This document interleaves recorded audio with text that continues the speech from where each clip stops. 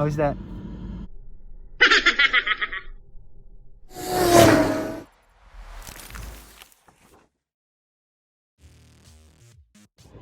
na tayo ngayon sa parking ng Wilcott. At kita niya naman, nakamas ako. Pero ang totoo, dito lang talaga ako sa parking. Kasi wala akong quarantine pass.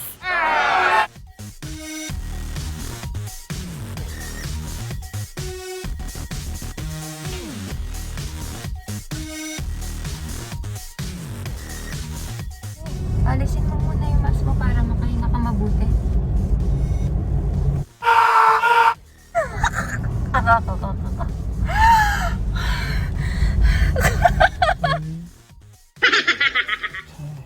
to protect myself from the sun.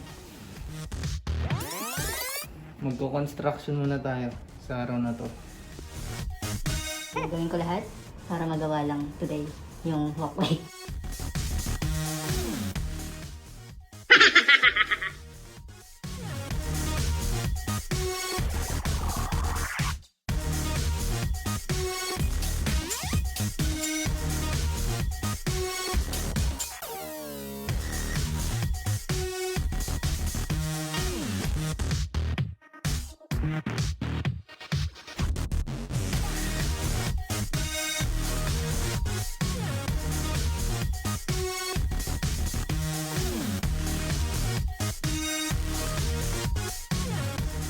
Nobody said it was easy.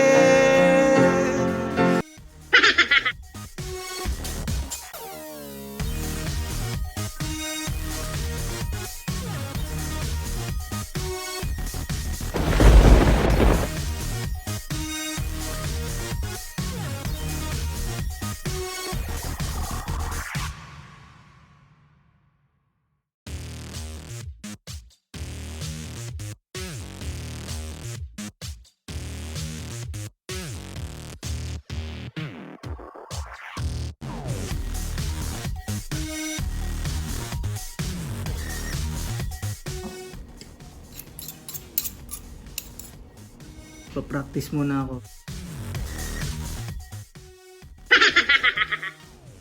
Kunwari yun na yung grava mixed with cement saka sand.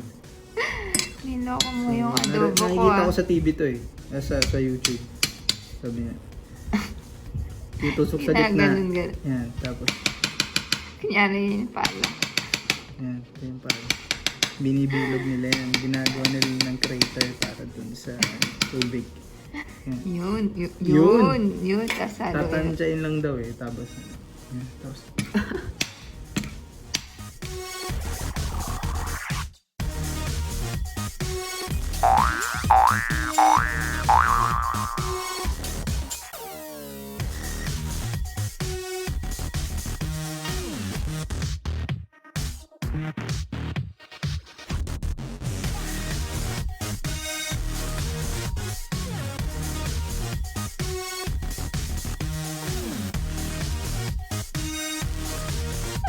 Yun yung mga pinakaunang carnivorous na nag-roam sa Pilipinas. What? So ito yung pelvic bone niya. Tapos mukhang mukhang nakipaglaban to. Ayan sira dito. So nakipaglaban siya.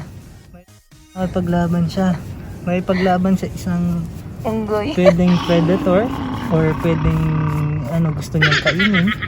Or pwedeng gusto niyang kainin at siya yung nakagat. Wasak yung buto niya dito. So i-excavate natin para malaman natin how this dinosaur lived and thrived.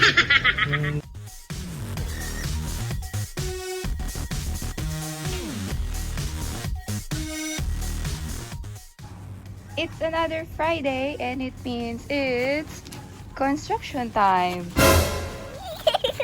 Manual cement mixer. So ito, mix nito 1:2:1 ratio. 1 part cement, 2 parts sand, sa 1 part adhesive. Hindi siya recommended na ihalos sa sand. Ginawa ko lang. Para lang dumami kasi nagtitipid po kami.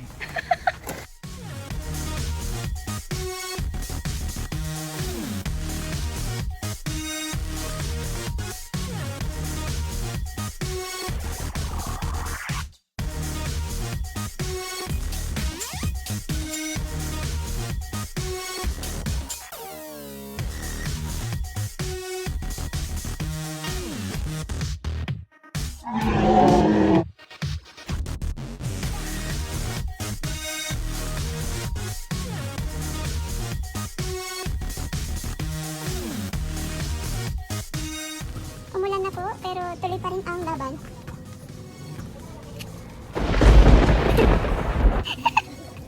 Next step ay paglalagay ng pebbles. Pero bago yan, naglagay muna kami ng mga plastic garbage bag. Yung mga yan, pinagpuputo lang namin. Ito, patapos na ako. At si GC, kinubuhos niya na yung mga pebbles. Ang purpose nito, just in case papalitan na or tatanggalin, hindi siya humalo dun sa buhangin sa ilalim. Tutuloy ko na po yung paglalagay ko ng plastic kasi baka maunahan na ako ni GC boy.